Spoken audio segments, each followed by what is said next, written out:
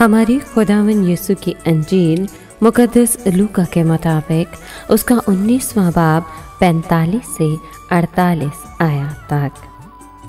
एक दिन यीशु हैकल में दाखिल होकर खरीदो फरोख्त करने वालों को निकालने लगा और उनसे कहा कि लिखा है कि मेरा घर दुआ का घर है, मगर तुमने इसे डाकुओं की खोह बना दिया है।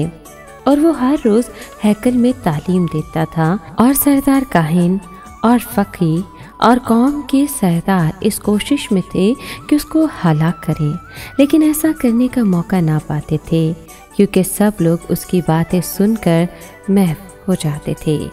पाक कलाम के पढ़े और सुने जाने पर खुदावन की बरकत हो, खुदा का शुक्र हो। अजीज़ दोस्तों, मसीह यीशु और उनके शागिर्द जल्द ही यरूशलेम पहुंच गए और हैकल में गए।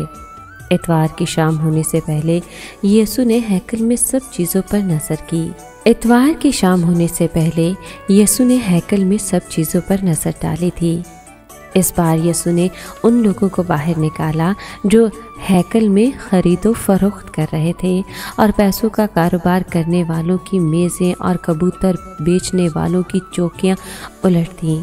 यीशु मसीह ने उन लोगों को भी रोक दिया जो चीज़ें उठाए हैकल के बीच से गुजर रहे थे, क्योंकि ये रास्ता उन्हें छोटा पड़ता था।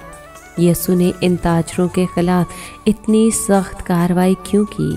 उन्होंने कहा कि क्या सहीफों में नहीं लिखा कि मेरा घर खुदा का घर है, मेरा घर सब कौमों के लिए दुआ का घर कहलाएगा, लेकिन तुम इसे डाकुओं का अड्डा बना रहे हो।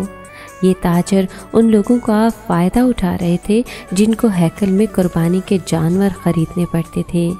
वो ये जानवर इतने महंगे दामों बेच रहे थे कि मसीह यीशु ने उन्हें डाकू कहा। जब आला काहिनों, शरीयत के आलमों और असल रसूख वाले लोगों को पता चला कि मसीह यीशु ने क्या किया, तो वो दोबारा से उसको मार डालने की तरकीब में सोचने लगे। अलबत्ता उन्हें ऐसा करने का कोई मौका नहीं मिल रहा था, क्योंकि लोग यीशु की बातें सुनने के लिए सारा वक्त उसके साथ साथ रहते थे।